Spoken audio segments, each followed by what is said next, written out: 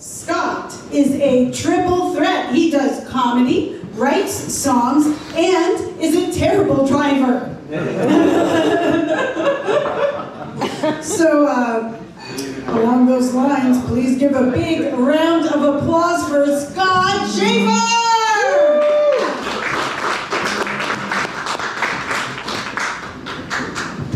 How you doing, Redwood? Oh, it's nice to have a laugh before you even take the stage. That's so good.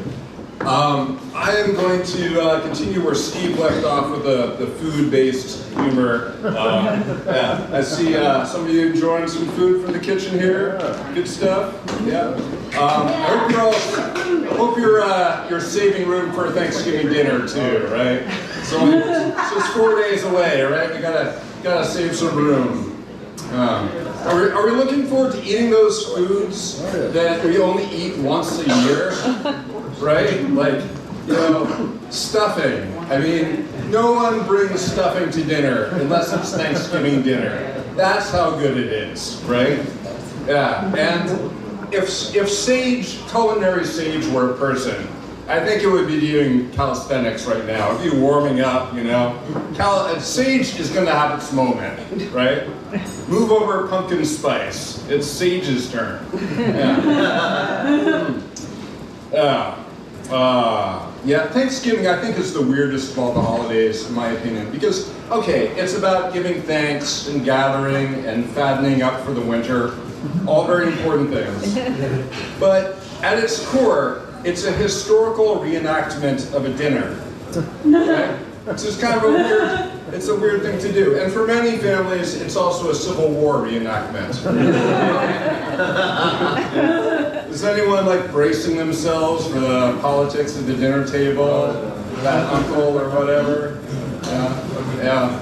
I've been trying not to use so much politics in my comedy for a couple of reasons. Like, one is I don't want to be canceled, and by canceled I mean deported. They are deporting citizens now, and just no matter what else you believe, can we just all agree that I'm from New Zealand? That's where I'd like to be deported to. And the other reason I don't, I'm trying to back out from politics is it's divisive, and I want everyone to feel welcome here, no matter whether you're a Trump-loving patriot or a terrorist. Those are the two options. You're either Antifa or you're FA, apparently.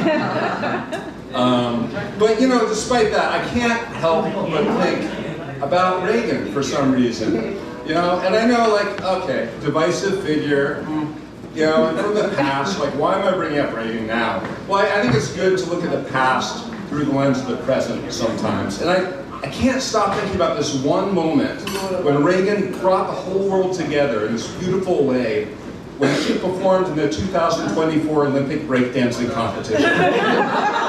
Do you remember that? The Australian breakdancer? She introduced the world to the T-Rex. T-Rex, and then she had the phone, and I can't get out. Can anyone think of any other Olympic breakdancer? No, she dominated, right? She scored a perfect score. She got a 0. Which is so inspirational because it means any one of us here could have tied an Olympian.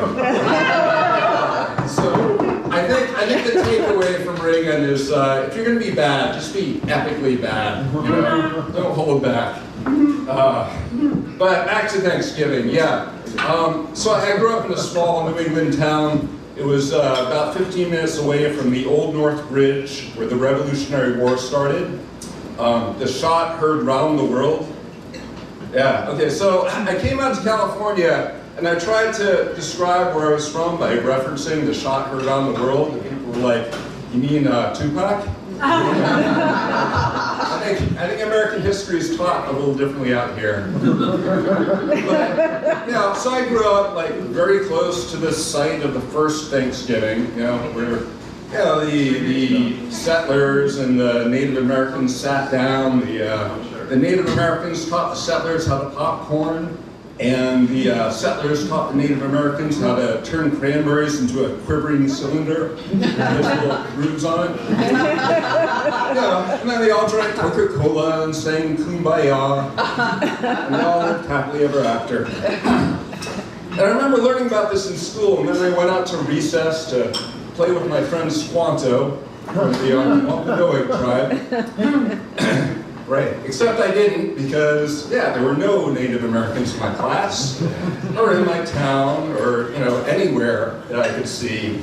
And I really had to wonder, like, where did they go, right?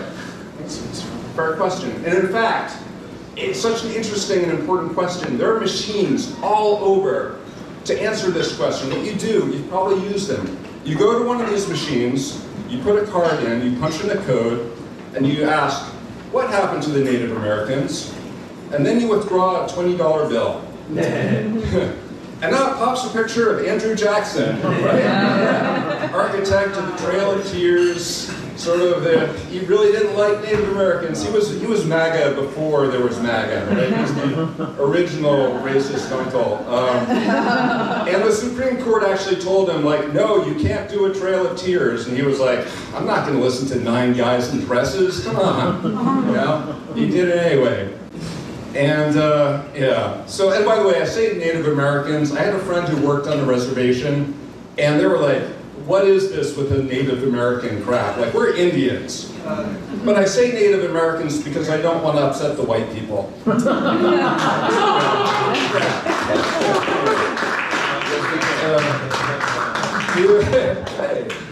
Applause. You guys know about the land acknowledgement?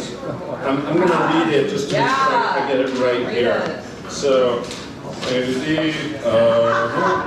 okay. Yeah, so, okay.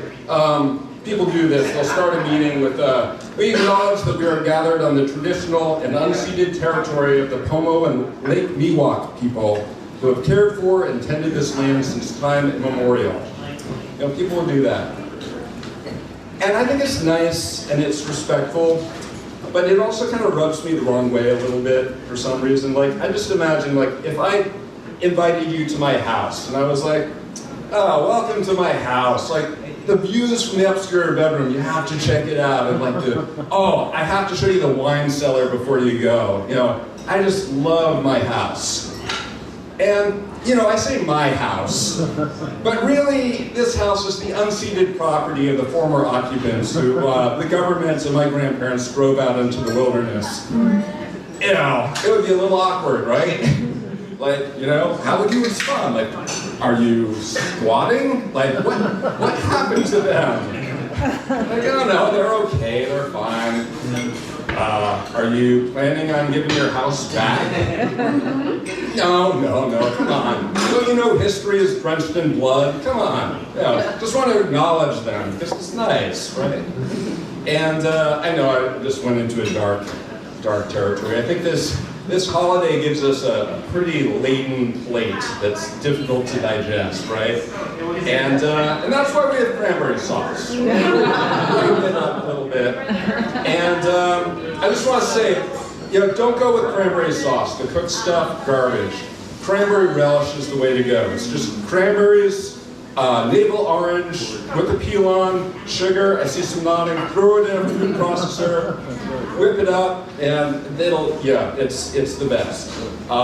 It's the reason I look forward to the dinner, actually. And really, the reason why I bring it up is, one, it's a great recipe and super easy, and also, like, well, if you didn't laugh, at least you got a good recipe out of it. Hey, I'm thankful for you all. You're wonderful. Woo.